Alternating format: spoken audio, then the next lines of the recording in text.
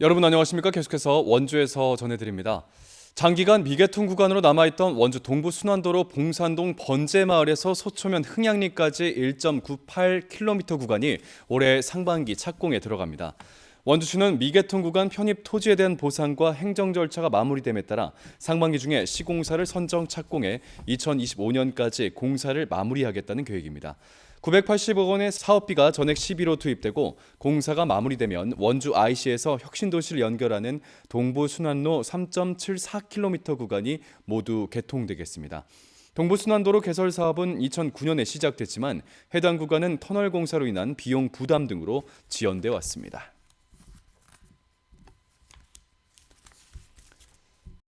원주 혁신도시와 원주역, 종합버스 터미널, 기업도시까지 주요 지점만 정차하는 버스 노선이 신설 운행됩니다. 출퇴근 시간과 심야 시간에 혁신도시에서 기업도시까지 11개 주요 정류장만 정차하는 버스를 투입하게 되면 기존 45개 정류장에 정차하는 노선에 비해 운행 시간이 최대 50% 단축될 수 있을 것으로 전망됩니다. 원주시는 이번 개편을 시작으로 상지대와 터미널, 원주역, 연세대를 연결하는 노선도 추가 운행하겠다는 계획입니다.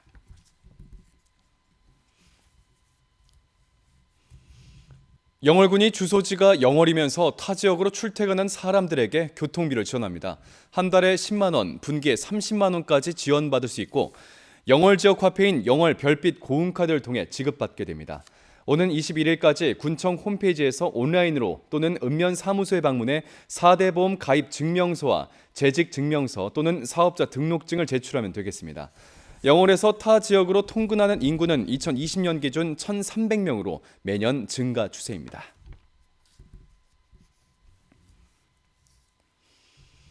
모범적인 농산물 직거래 시장으로 평가받는 원주시 농업인 새벽시장이 오는 14일에 개장해 8개월 동안 운영에 들어갑니다. 매일 새벽 4시부터 오전 9시까지 원주천 둔치에서 열리는 새벽시장은 지역 농민들이 생산한 농산물을 소비자들과 직거래하는 방식으로 지난 1994년부터 매년 운영되고 있습니다.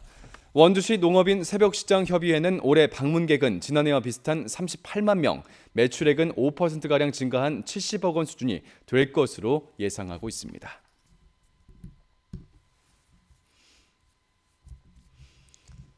횡성에 조성되는 강원 최초의 국립묘지인 호국원과 관련해 주민들의 의견 수렴 없이 추진된 부적절한 행정이라는 군의회의 지적이 나왔습니다.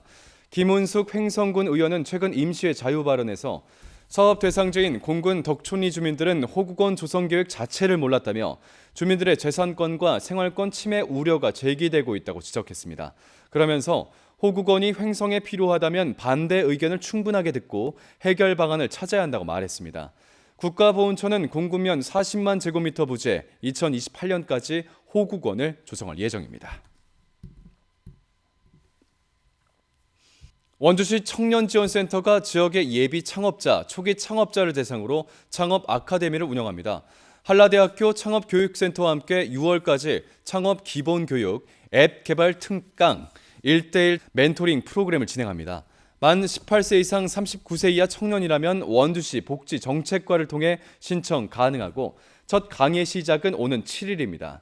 7월에는 지역의 고등학교와 대학교 창업 동아리를 중심으로 창업 캠프도 열 계획입니다. 원주시 청년지원센터는 청년 인구 유입과 경제 활성화를 위해 지난 2월에 출범했습니다.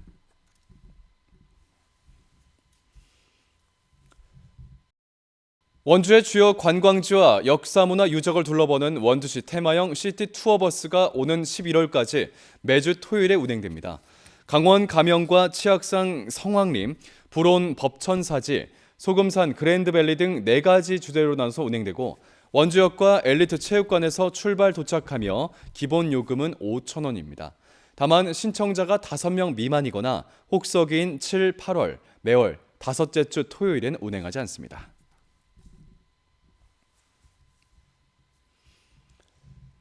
횡성의 첫 번째 고액 기부자로 제조업체 신영 HS 홍성현, 변은숙 부부가 이름을 올렸습니다.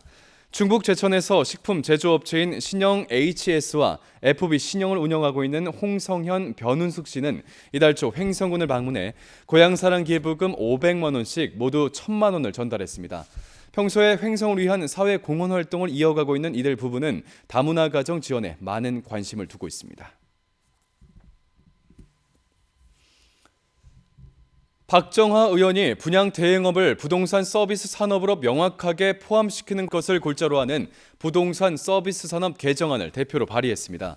이 법이 국회를 통과하게 되면 부동산 분양 대행업을 법적으로 규제할 수 있어 전세 사기 등 영세 분양 대행업자에 대한 소비자 피해를 어느 정도 예방할 수 있을 것으로 기대됩니다.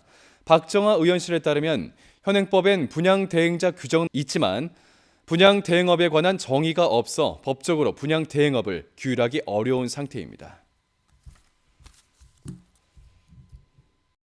뉴스를 마칩니다. 고맙습니다.